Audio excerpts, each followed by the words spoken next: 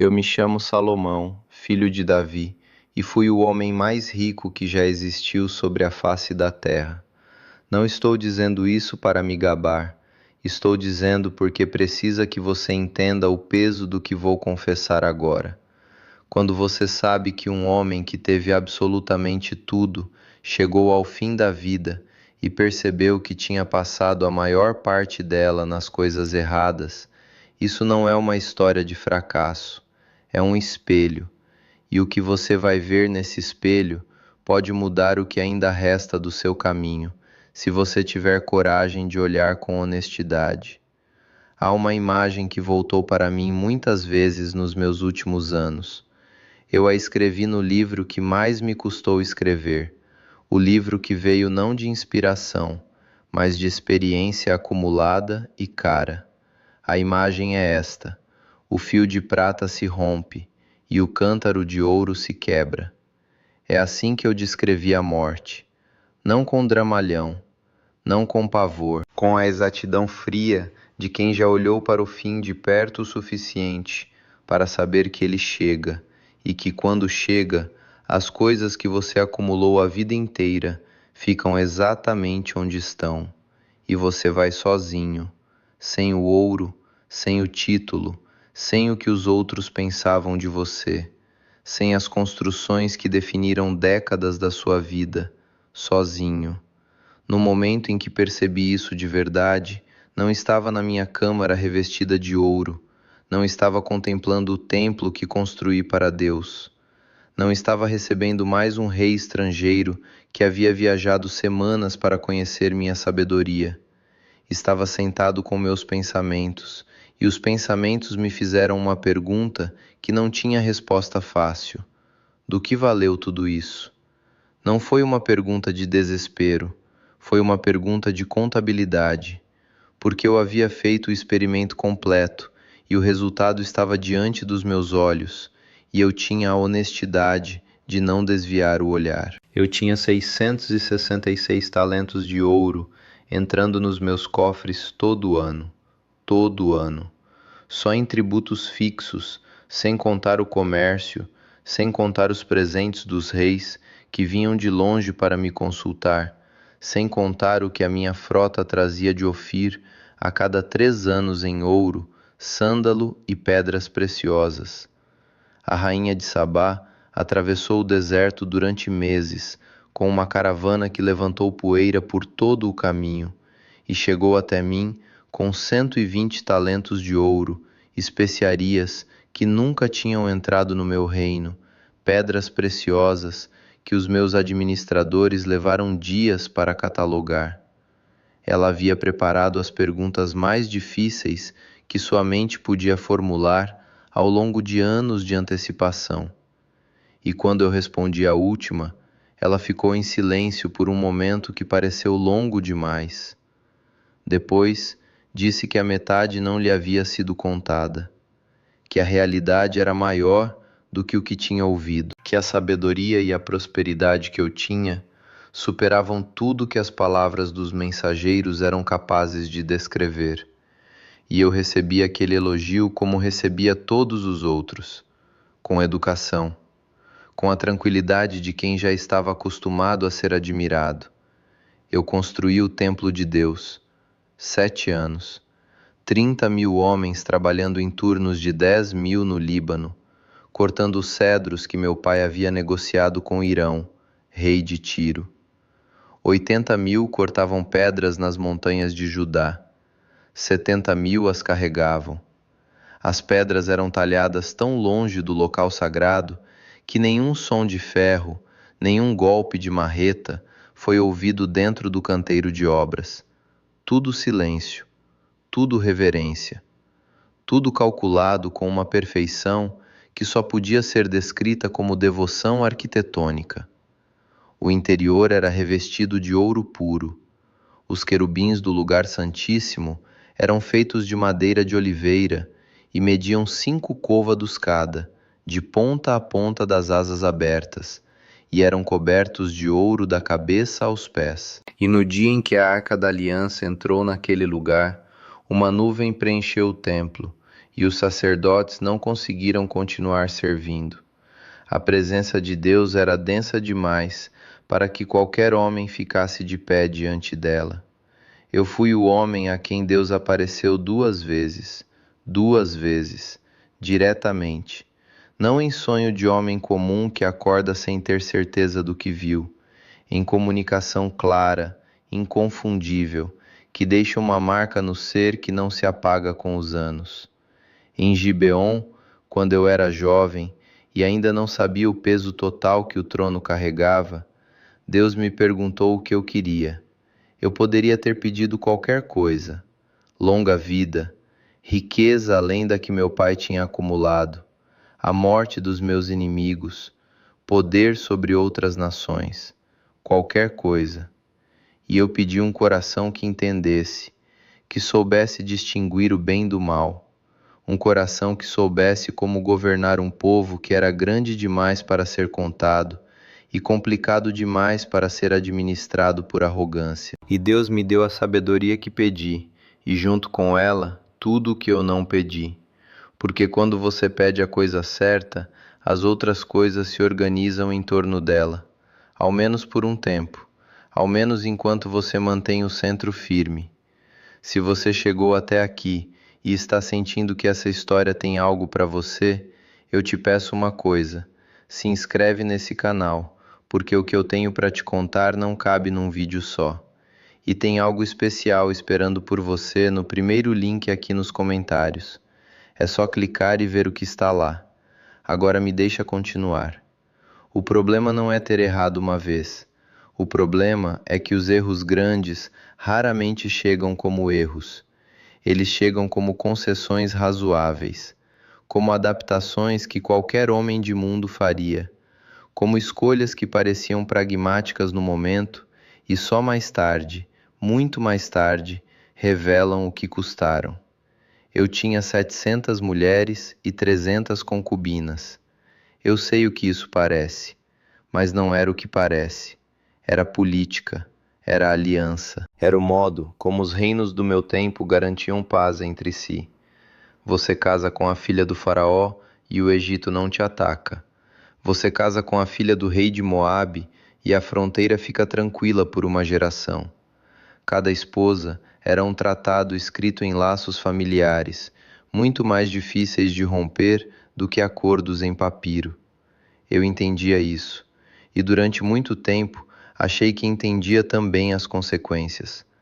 Mas as mulheres trouxeram os deuses delas, e eu, que havia pedido sabedoria a Deus, que havia construído um templo para honrá-lo com uma exatidão que beirava o sagrado, que havia recebido a presença divina de uma forma que a maioria dos homens não imagina ser possível, comecei a dobrar o joelho diante de outros altares.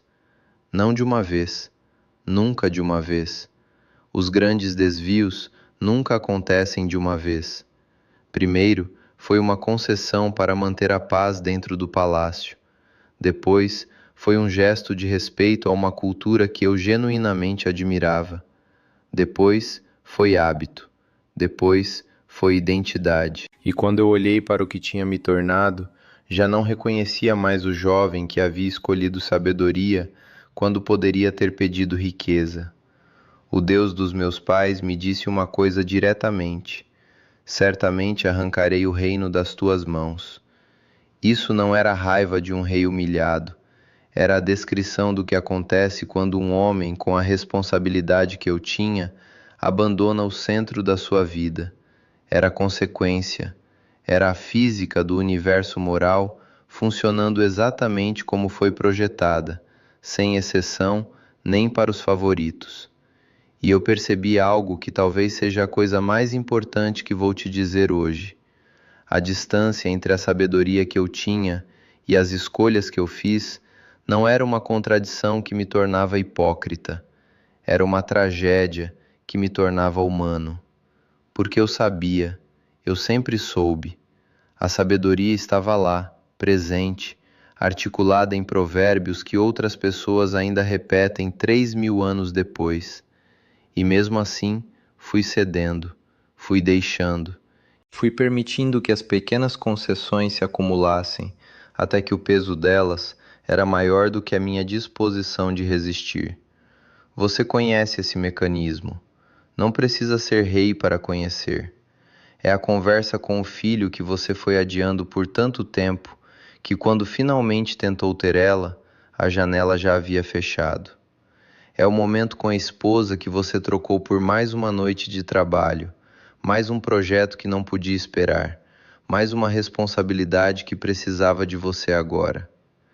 É a fé que foi ficando cada vez mais protocolar, mais automática, mais distante da pergunta real: eu de fato conheço a Deus ou só conheço os rituais em torno dele? É a amizade que foi definhando por falta de atenção até virar só uma memória afetiva de quem você foi um dia. Eu construí palácios que foram chamados de maravilhas. Plantei jardins e pomares e florestas que pareciam paraísos artificiais. Acumulei prata como pedras, ouro como poeira. Tive músicos, cantores, os prazeres que qualquer coração humano pudesse imaginar. Eu não neguei aos meus olhos coisa alguma, não retive do meu coração prazer nenhum. E no fim, depois de tudo isso, peguei a pena e escrevi a frase mais honesta que já escrevi em toda a minha vida: vaidade de vaidades. Tudo é vaidade.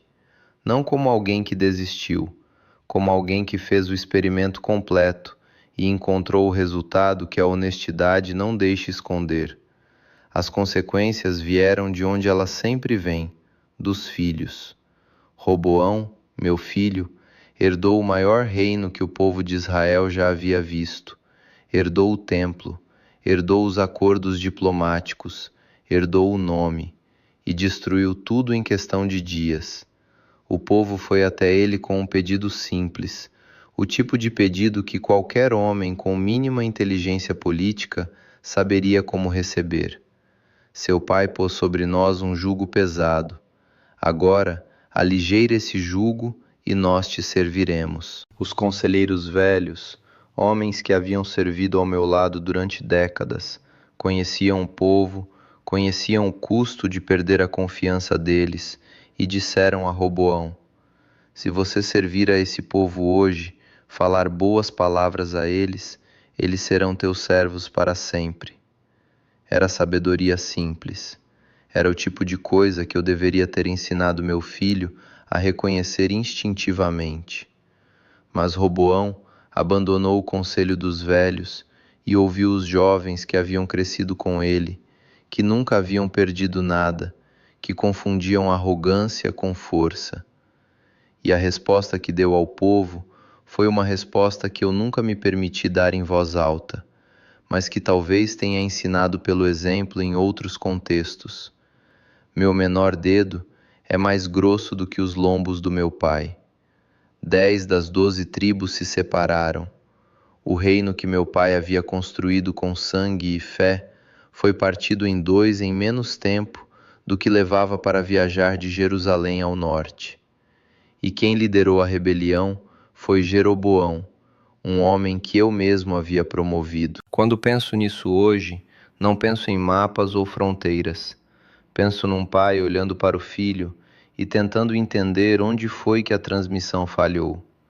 Que valores eu estava transmitindo enquanto achava que estava construindo um legado? Que homem eu estava sendo nos momentos em que meu filho me observava sem que eu soubesse que estava sendo observado? O que ficou?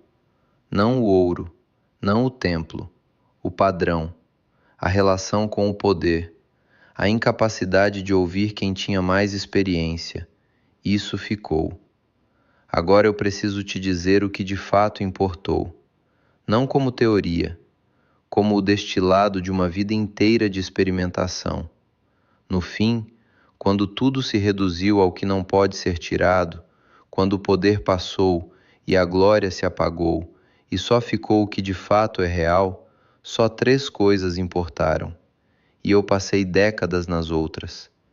A primeira foi a minha relação com Deus, não a religiosidade que eu exibia, não o templo que construí para que o mundo soubesse que eu era devoto, a relação real, o quanto eu o conhecia de verdade, o quanto eu o havia buscado não porque precisava de uma bênção ou de uma resposta, mas porque era lá que eu ficava inteiro, porque era nessa proximidade que eu sabia quem era e por que estava aqui. E quando eu me distanciei disso, não perdi só a fé, perdi o fio que me conectava ao que era verdadeiro dentro de mim. Tudo ficou mais ruidoso. As conquistas precisavam ser maiores para satisfazer. Os prazeres precisavam ser mais intensos para registrar. Porque estava tentando preencher com coisas externas um espaço que só pode ser preenchido de dentro. A segunda foi o amor genuíno e presente pelas pessoas que estavam perto de mim.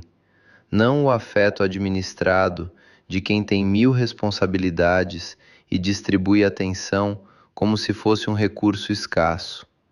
Não o amor que se expressa em presentes caros, porque é mais fácil do que estar ali de verdade. O amor que para. O amor que olha nos olhos sem pensar na próxima reunião. O amor que ouve até o fim, sem formular a resposta enquanto o outro ainda fala. Eu tive 1000 mulheres e morri sem ter sido verdadeiramente conhecido por quase nenhuma delas, porque nunca parei o suficiente, porque construção e presença não cabem no mesmo espaço se você não escolhe conscientemente, todos os dias, qual vai priorizar.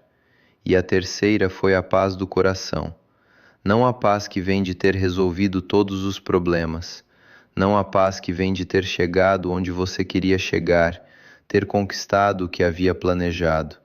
A paz que vem de estar em ordem com o que você sabe que é certo, de não ter contas abertas com a sua própria consciência, de poder dormir sem o peso de quem sabe que está vivendo de modo contrário ao que deveria ser. Eu escrevi sobre isso tantas vezes que as palavras ficaram desgastadas de tanto uso, mas é tão verdade quanto no primeiro dia. Um coração em paz é a vida do corpo. Você não desperdiçou tudo. Precisa que você ouça isso com o mesmo peso com que eu digo. Você viveu com o que sabia, com as ferramentas que tinha, com a visão que a sua fase de vida permitia. Isso não é fracasso. Isso é o caminho humano. O fracasso seria ouvir o que estou dizendo agora e continuar exatamente do mesmo jeito, como se nada tivesse ficado mais claro. Os anos que ainda restam para você não são os anos que sobraram depois que o importante passou. São os anos que podem ser os mais importantes de todos, porque agora você sabe o que eu demorei uma vida inteira para aprender. Agora você pode escolher com os olhos abertos. Pode ligar para aquele filho ou aquela filha com quem a distância foi crescendo sem que ninguém percebesse exatamente quando começou. Pode sentar em silêncio diante de Deus sem uma lista de pedidos, só para estar lá, presente, sem agenda. Pode olhar para alguém que você ama e dizer o que você nunca disse, porque sempre achou que havia mais tempo. Há pessoas que morrem com 60 anos, tendo vivido uma vida plena, e há pessoas que morrem com 90, tendo vivido a mesma década repetida 9 vezes. A diferença não é a quantidade de tempo, é o que foi feito com ele. É se a pessoa escolheu a cada dia o que de fato importava ou o que parecia mais urgente naquele momento. Eu sei o que é se arrepender de escolhas que não podem mais ser refeitas. Conheço o peso de olhar para trás e ver uma paisagem de oportunidades que passou. Mas eu também sei que o arrependimento que paralisa é inútil e o arrependimento que ensina é um presente. A diferença está no que você faz depois dele. Se você fica olhando para o que perdeu ou se você vira a cabeça para o que ainda há. Não existe tesouro que compense um filho que cresceu sem sentir que o pai estava de verdade ali. Não existe realização que preencha o vazio de uma relação com Deus que ficou rasa por falta de atenção. Não existe posição reconhecimento ou memória de conquistas que faça diferença no momento em que o fio de prata se romper. Mas há algo que faz diferença. Um coração que, mesmo tarde, voltou para o que é real. Uma vida que, mesmo depois de anos investidos nas coisas erradas, encontrou as coisas certas enquanto ainda havia tempo de amá-las. Uma pessoa que ouviu isso e disse: é agora. Não quando as coisas melhorarem, não quando eu tiver mais tempo, agora. Teme a Deus e guarda os seus mandamentos, porque isso é o dever de todo homem, não de homem perfeito, de todo homem, do que errou, do que perdeu tempo, do que construiu coisas que não precisavam ser construídas e deixou de cuidar de coisas que precisavam de cuidado. Desse homem, de você, de mim. Tem algo esperando por você no primeiro link aqui nos comentários. É uma oportunidade exclusiva para quem acompanha esses ensinamentos pelo YouTube e não ofereço isso em outro lugar. O que você vai encontrar lá vai te ajudar a crescer em sabedoria e a se aproximar de Deus de um jeito que não se mede em dinheiro, em posição, em nada que o mundo tem para oferecer. São coisas que eu, com todo o ouro que tive, não consegui comprar. Só clica no primeiro link nos comentários. A gente se vê lá.